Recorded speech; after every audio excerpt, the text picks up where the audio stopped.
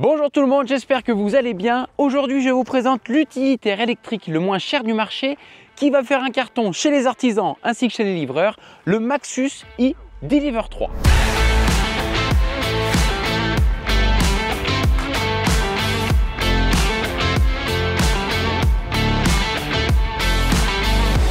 Alors avant que je vous présente dans le détail ce Maxus e-Deliver 3, il y a de fortes chances que cette marque ne vous parle pas. Cette marque fait partie du 7e constructeur mondial qui est également le premier en Asie, SAIC Motors. Si ce groupe ne vous parle pas, il faut savoir qu'ils ont également une marque qui est plus connue en Europe et également en France, qui est la marque MG. Et il faut savoir que SAIC Motors est également une co-entreprise de Volkswagen Group, donc ça doit vous parler. Il faut savoir également que Maxus remporte un fort succès mondial, surtout en Australie, en Nouvelle-Zélande et en Asie du Sud-Est. La marque Maxus a rencontré quand même de nombreux prix en Europe et dernièrement au Royaume-Uni, Maxus a été élu constructeur de véhicules utilitaires de l'année. Et avec l'e-Deliver 3 qui est l'utilitaire électrique le plus accessible, Maxus souhaite vraiment exceller dans la logistique du dernier kilomètre et en particulier là où les normes environnementales deviennent de plus en plus strictes, comme par exemple les villes avec les zones à faible émission. Le e-Deliver 3 répond aux demandes de livraison du dernier kilomètre, à l'artisan qui souhaite circuler en zone à faible émission, mais également aux entreprises qui souhaitent réduire leur empreinte carbone.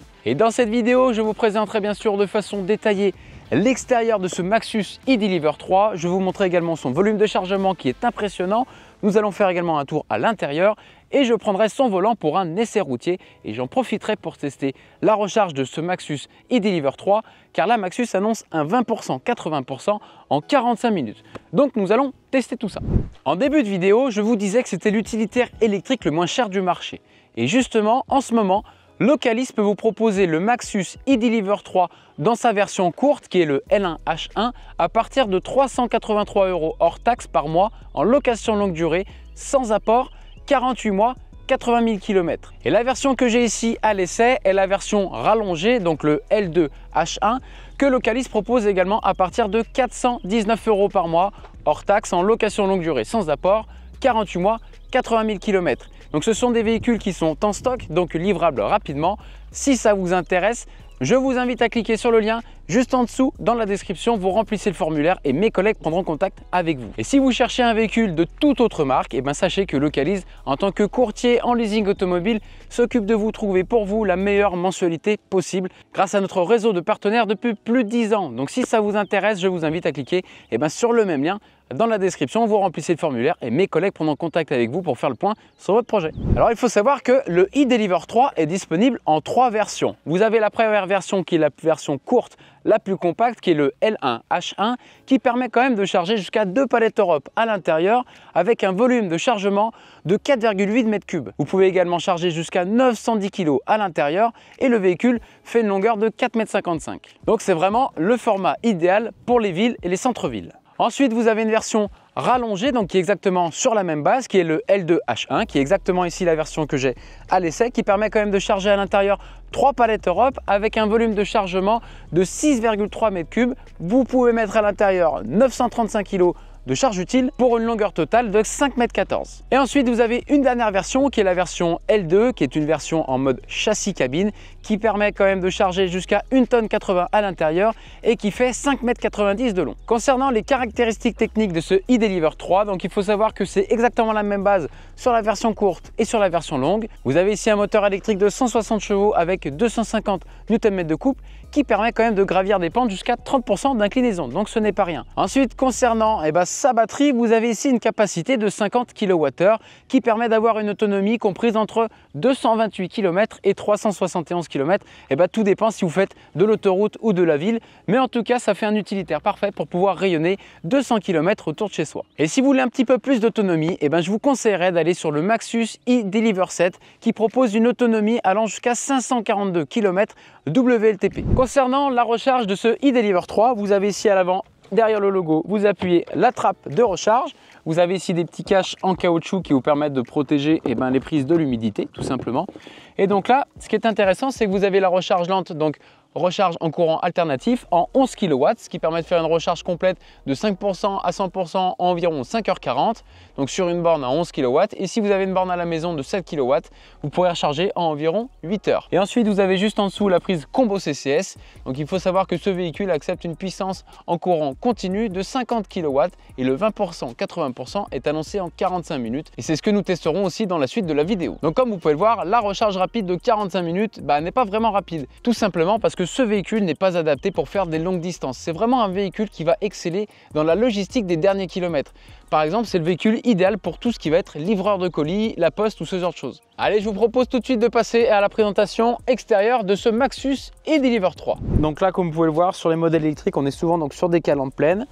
Derrière le logo, hop, regardez, je vais vous montrer, on appuie, on a ici la trappe de recharge. Hop. Donc il existe bien sûr en blanc, en gris et en noir. Vous pouvez personnaliser les couleurs. Vous avez ici des jambes tôle en 15 pouces. Et là, on va aller faire un petit tour donc à l'arrière, parce que c'est quand même le plus important sur ce véhicule. Donc vous avez les petites inscriptions SAIC Motor. Vous avez ici le rappel de la marque et du modèle. Et donc là, hop, on va regarder le volume de chargement à l'arrière. Donc déjà, ce qui est intéressant, c'est que vous avez les portes arrière qui s'ouvrent à 180 degrés. Donc ça, c'est quand même hyper pratique. Et ensuite, là, donc vous avez le volume de chargement de 6,3 m3. On peut mettre une charge utile de 935 kg. 3 palettes Europe dans le sens de la largeur. Je vous mettrai un petit visuel. Vous avez un petit revêtement ici antidérapant. Vous avez des crochets de fixation donc de partout. Et vous avez également un habillage donc sur tous les côtés. Et vous avez ici une petite lumière. Alors concernant la version longue, vous êtes sur un espace de chargement d'une longueur de 2,77 m. Et sur la version courte, on est sur 2,18 m. Et ce qui est intéressant, c'est que là, vous avez également la porte coulissante, hop, juste ici, qui vous permet d'accéder sur le côté. Donc c'est vraiment le véhicule parfait donc pour tout ce qui va être artisan et livreur. Allez, passons tout de suite à la présentation de la cabine conducteur. Hop, alors on va commencer ici avec les intérieurs de porte. Donc vous avez des intérieurs de porte ici, bien sûr, en plastique dur. Vous avez de quoi mettre du rangement à ce niveau-là. La petite poignée et vous pouvez bien sûr gérer vos vitres ici et ouvrir et fermer le véhicule. Ensuite, vous avez ici donc 2 sièges donc en tissu avec un très bon maintien latéral. On est vraiment super bien installé dedans avec chacun son petit accoudoir, donc ça c'est pas mal. Vous avez également ici donc le même revêtement antidérapant qu'on va retrouver donc à l'arrière dans la cabine et on va venir prendre place. Hop. Les sièges sont réglables bien sûr manuellement. Et vous avez ici à gauche du volant, donc de quoi régler électroniquement vos rétroviseurs, l'inclinaison donc de vos feux. Vous avez ici de quoi désactiver l'ESP. Vous avez également le mode de conduite éco pour moins consommer. Vous avez 3 types de régénération. Donc si vous appuyez sur le bouton, donc régénération médium, régénération low et régénération high. Donc vous avez 3 niveaux, donc ça c'est pas mal. On va venir retrouver donc ici un volant. Donc là vous allez gérer tout ce qui va être aide à la conduite. Donc là vous avez uniquement limitateur de vitesse et régulateur de vitesse. Donc je vous montrerai tout à l'heure lors de l'essai routier comment ça fonctionne. Et là vous avez de quoi gérer donc le volume, le changement des pistes et gérer votre téléphone à ce niveau-là. Derrière le volant, on va retrouver ici donc un écran à aiguille. Là ça va être votre petit ordinateur de bord. Donc vous pouvez accéder aux différents menus à ce niveau-là. Donc là par exemple, il me reste 30 km d'autonomie. Vous avez donc le voltage de la batterie. Vous avez également votre vitesse. La consommation en instantané, la consommation moyenne. Donc là, je suis à 26,9 kWh au 100. Donc c'est quand même hyper élevé. Alors pour l'instant, j'ai fait essentiellement de l'autoroute. Donc forcément, c'est quand même assez élevé. Donc on va voir lors de l'essai si ça descend un petit peu. Vous avez également votre pourcentage de batterie. Donc là, je suis à 14%. Sachant que vous avez également la jauge de la batterie à ce niveau-là. Et là, c'est la jauge de la régénération. Donc petit rappel, la régénération, c'est que sur les voitures électriques, sur les phases de ralentissement ou de freinage, et en fait vous levez le pied de l'accélérateur et ça va régénérer l'électricité pour venir recharger la batterie. Donc je vous conseille vivement, si vous faites beaucoup de villes, de mettre la régénération en mode high, donc la plus haute possible. Ensuite au milieu, on va venir retrouver ici donc un écran central avec un système d'infodivertissement franchement qui est très simple. Il est quand même hyper ergonomique et il est hyper fluide, donc ça c'est pas mal. Vous pouvez bien sûr personnaliser votre menu d'accueil, donc vous laissez appuyer et après vous pouvez mettre quelques petits widgets si vous voulez mettre vos derniers appels, etc. Donc ça c'est plutôt top, ça marche quand même bien.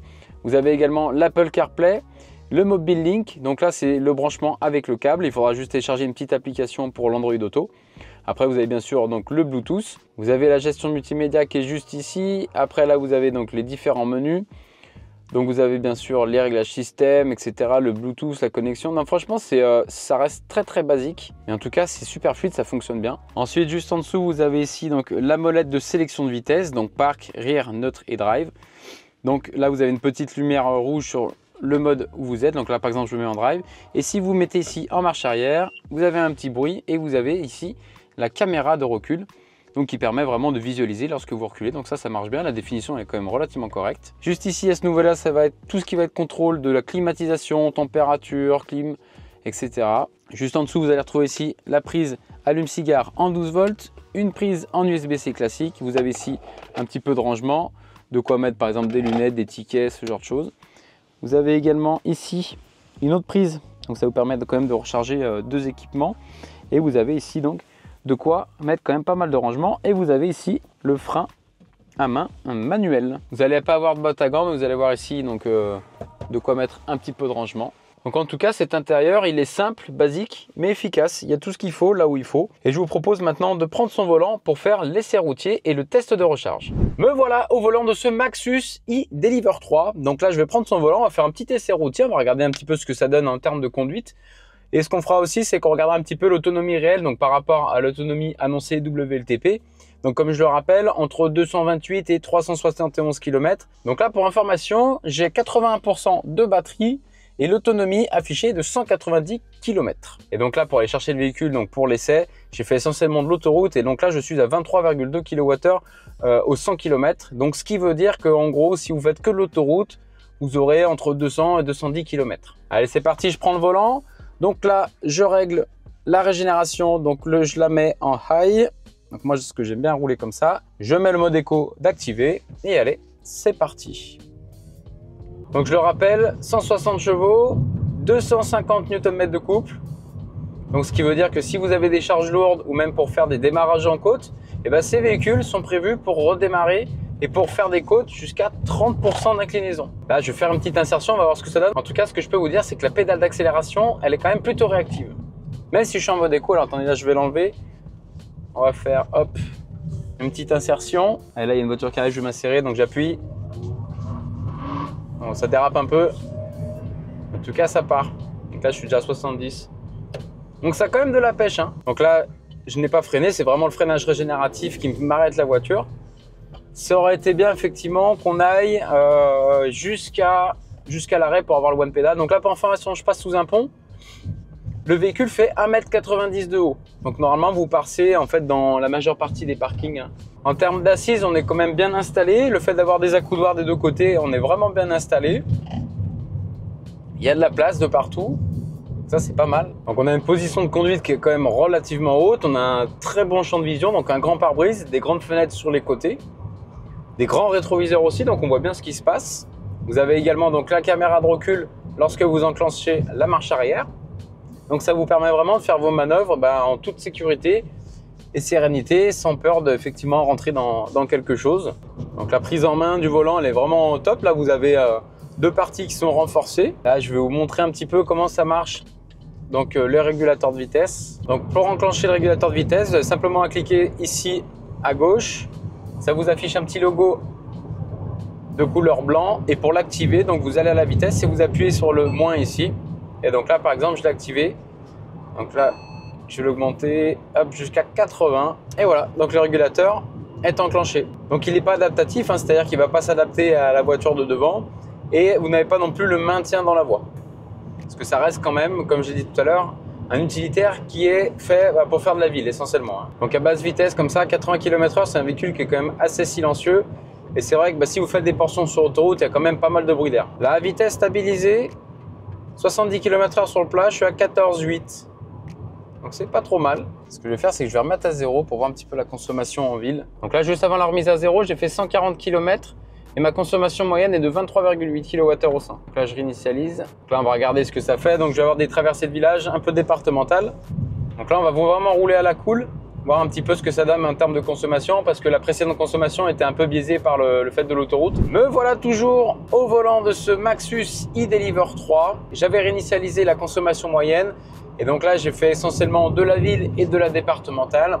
Et donc là la consommation moyenne oscille entre 18,5 et 19 kWh au 100. Ce qui veut dire qu'en autonomie réelle, donc circulation on va dire mixte, avec très peu d'autoroutes, vous aurez une autonomie moyenne aux alentours des 260-270 km. Donc oui, ça peut paraître peu, mais ce qu'il faut voir, c'est que souvent les personnes qui utilisent ce genre de véhicule, ils ont une solution de recharge soit au travail, soit à domicile. Et en gros, tous les matins, vous partez avec 270 km, voire plus si vous faites essentiellement de la ville. Donc il faudra vraiment choisir le véhicule en fonction de vos besoins. Et comme je disais dans l'introduction, s'il n'y a pas assez d'autonomie, eh ben, il y a le e-Deliver 7 qui existe, où là vous avez plus de 500 km d'autonomie, donc ce qui couvre largement les besoins quotidiens même d'un livreur. Je vous propose qu'on passe à la recharge et voir un petit peu ce que ça donne, son 20%, 80%, et voir si vraiment ce véhicule respecte la promesse Maxus qui est un 20%, 80% en 45 minutes. Allez, on se retrouve tout de suite pour la recharge. Allez, c'est parti, nous allons faire le test de la recharge, donc du 20 à 80%. Hop. Donc là, je me suis arrêté sur une station Electra à Villefranche-sur-Saône. Donc là, pour information, ce sont des bornes qui délivrent 150 kW. Ce sont des puissances partagées. Donc si deux voitures se rechargent en même temps, ça fait 75 et 75. Alors, donc là, il faut sélectionner son connecteur. Donc moi, je vais me mettre sur le 1. Alors, je sélectionne. J'ai une carte ChargeMap que je viens passer devant pour l'authentification. Je vais venir brancher le connecteur. Donc j'ai déjà ouvert la prise juste ici. On prend le connecteur. Hop. Et là, on va venir le brancher. Voilà. Donc là, c'est branché. C'est parti. Ensuite, il y a un petit temps d'initialisation. Donc ça y est, c'est parti. Donc là, le véhicule est à 20%. Là, je prends 53 kW de puissance, 54 même. Ah, ça chute à 47, 41. Donc là, ça fluctue pas mal. Donc là, en gros, ça m'annonce un 49 minutes pour aller jusqu'à 100%. Alors ça, là, je suis curieux. Donc normalement, on doit faire 45 minutes pour aller jusqu'à 80%. Donc on va regarder. Et il y a un truc qui est super bien sur les bornes Electra. Donc là, ce sont des bornes Alpitronic. Donc c'est la marque des bornes. C'est, on va dire, c'est les numéros 1 aujourd'hui de la borne. C'est celle qui fonctionne le mieux, il y a moins de soucis. Donc là, en gros, ce qui est pas mal aussi, c'est que là, vous allez sur votre recharge, vous allez sur détail de la recharge, et là, en fait, vous avez en direct la courbe de recharge. Donc ça, c'est vraiment pas mal. Donc on a pu voir qu'il y a un pic à 54. Et donc là, ce qu'on fera, c'est quand on arrive à 80%, on va voir comment se comporte la courbe et quel temps on aura mis de faire 20 à 80%. Alors, quelles sont les informations de recharge que l'on peut avoir? Donc là, on sait que la voiture est branchée à ce niveau-là. Là, il y a une petite borne qui clignote. Je vais mettre le contact. Donc là, j'ai uniquement mon pourcentage de recharge. C'est tous les éléments que j'ai. Donc ce que je vous propose, c'est qu'on se reprenne à la moitié de la recharge pour faire un peu le point et qu'on se retrouve après, donc à la fin de la recharge. Allez, à tout de suite. Allez, on va faire un petit point. Hop, on va regarder où on en est. Donc on est ici. Donc là, ça fait 32 minutes qu'on charge. On est à 65% de batterie, la puissance est de 41, 40, ça se stagne. Donc là, au niveau de la courbe, on a vu un gros pic au début et en fait, ça se maintient ici à 40. Donc ça, c'est pas trop mal. Idéalement, ça aurait été cool que ça se maintienne à 50. Donc en gros, là, on a fait 20%, 65% en 33 minutes. Bah écoutez, je vous propose qu'on se reprenne à la fin de la recharge. Allez, je viens d'arriver à 80% en 44 minutes. Donc écoutez, la promesse est tenue. Donc le 20%, 80% se fait en 44 minutes. Donc ils annoncent 45. Donc écoutez, c'est nickel. Donc j'ai pris un pic à 54 kW ici, puis après ça a stagné à 41, 42 kW. Donc la promesse est maintenue. Après, comme je vous disais, c'est pas un véhicule fait pour faire des longues distances. C'est vraiment fait pour rayonner à 200 km autour de chez soi. Mais en tout cas, la promesse est tenue. Allez, on se retrouve pour la conclusion. Nous arrivons à la fin de cet essai du Maxus e-Deliver 3. Donc j'espère que cette vidéo vous a plu. Si c'est le cas, pensez bien sûr à soutenir la chaîne en vous abonnant. Mettez un petit pouce bleu et dites-moi dans les commentaires ce que vous avez pensé de ce véhicule. Et n'oubliez pas que Localise vous le propose à partir de 383 € hors taxe en location longue durée, 48 mois, 80 000 km sur la version courte.